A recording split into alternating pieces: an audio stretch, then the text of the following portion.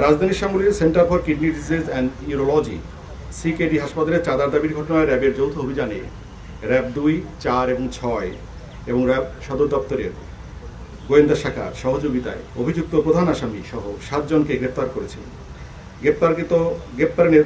গ্রেপ্তারের নেতা মঈনুদ্দিন সহ 7 জনকে গ্রেপ্তার করতে সক্ষম হয়েছে র্যাব। গ্রেপ্তারকৃতরা হলেন মঈনুদ্দিন মঈন, মোহাম্মদ লিটন মিয়া, মোহাম্মদ সুমন, মোহাম্মদ শাওন, স্বপন কাজী, মোহাম্মদ ফালান, রুবেল। জানা যায় মঈন এবং তার সহযোগীরা দীর্ঘদিন ধরে 5 লক্ষ টাকা দাবি করে আসছিল। দাবিকৃত চাঁদা দিতে অপারগতা প্রকাশ করলে ভিকটিমকে বিভিন্ন ধরনের ভয়ভীতি এবং হুমকি প্রদান করে আসছে। গত 10 এপ্রিল শেরেবাংলানগর থানাধীন শ্যামলী 3 নম্বর রোডের বাসার সামনে এসে দরজা খুলতে বলে। ভিকটিম এর স্ত্রী দরজা খুলে দিলে প্রধান অভিযুক্ত আসামি মঈন তার কাছ থেকে 5 লক্ষ টাকা দাবি করেন। চাঁদা না দিলে তারা বিভিন্ন ধরনের ক্ষয়ক্ষতি করার হুমকি প্রদান করেন। পরবর্তীতে টাকা দিতে অস্বীকার করলে উচ্ছৃঙ্খল জনতা সহ বিশৃঙ্খলা সৃষ্টির চেষ্টা করে।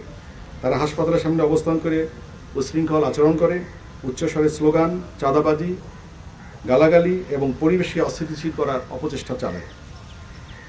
উক্ত ঘটনায় সামাজিক যোগাযোগ মাধ্যম এবং প্রিন্ট মিডিয়ায় চাঞ্চল্যের সৃষ্টি হয়। বিষয়টি আমলে নিয়ে দ্রুততার সঙ্গে এই অভিযুক্ত ব্যক্তিদের গ্রেপ্তারের জন্য তৎপরতা চালাই এবং আমরা আজকে পুরো টিম গ্রেপ্তার করতে সক্ষম হই।